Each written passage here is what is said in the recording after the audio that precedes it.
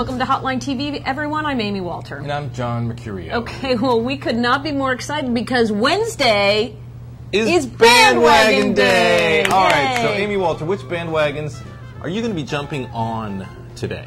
All right, I am fully on the Kathleen Sebelius bandwagon. I know, I realize a lot of people are on there, but I do want to say, I think I was on there a little earlier. Just saying, just for the record. Good. Here's the deal. Barack Obama Yeah.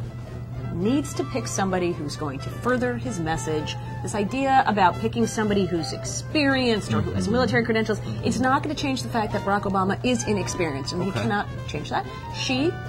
I think she is not going to help him with that question, but for a party that depends on African Americans and women for their votes, I think that's a very smart ticket. Interesting. Okay. Good. Who else you got on your bandwagon there?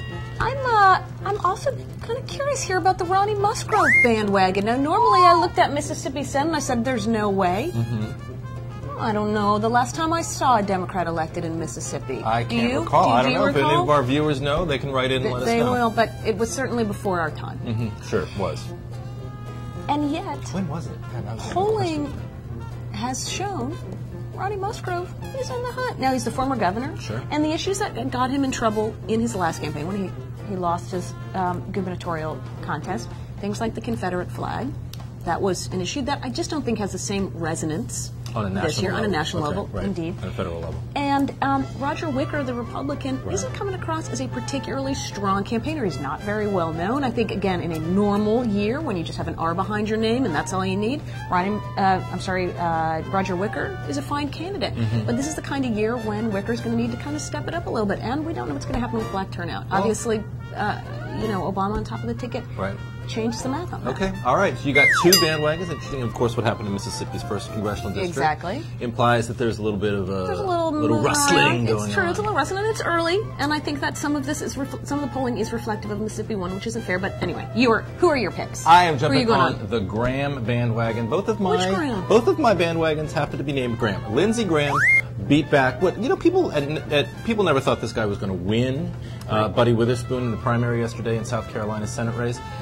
But they did think that he could actually get some traction. He was running against McCain. There's sort of a large anti-McCain base in the conservative wing of the Republican Party.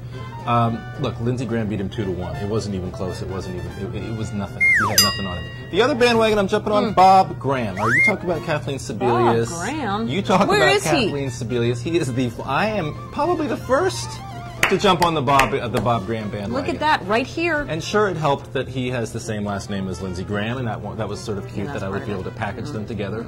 But this is a guy with a perfect resume. He's a good campaigner. He could help him. I think he's probably the only person who Obama could pick who could actually help him win the state of Florida. He's got a lot of... What is Bob Graham doing? He's like and also, is he like 116 he's working as a waiter at a TGF Friday. That's one of his Bob Graham work days. So it's very possible. And I know he has the diary, and everybody says he's nutty and he's a little wacky. But you know what? Maybe we need a little nutty, wacky. And he's a little bit old. But so what? We can have a little age on the campaign on the Democratic side. Jumping on the Bob Graham bandwagon. I like that. You heard it here first. Very sassy. All right. It is probably partly influenced by the fact that Bob Graham is a huge fan of the show, which I know he will write and tell that. We're not above. All right, so who are you jumping off? All right, you know what I'm jumping off of? Bring it. Politicians who text message their significant mistresses. Oh, yeah. Okay. Or potential mistresses. You're right, we don't know. Maybe Governor Gibbons and this woman in Reno had a lot. They apparently were talking a lot about their dog and other very important events.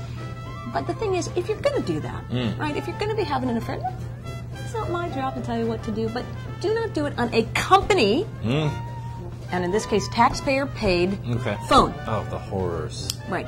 The horrors of doing that. The horrors. No more texting. Jumping off, Jim Johnson, just to wrap it up real quick. Jim Johnson, look, I mean, and not even so much Jim Johnson, but the Obama campaign's response to Jim Johnson has been unbelievable. Obama yesterday gave probably one of the worst answers he's given to a question, in recent memory to a reporter's question. And then today, Axelrod and the whole sort of Obama operation not really understanding, I think, how to deal with this Jim Johnson situation.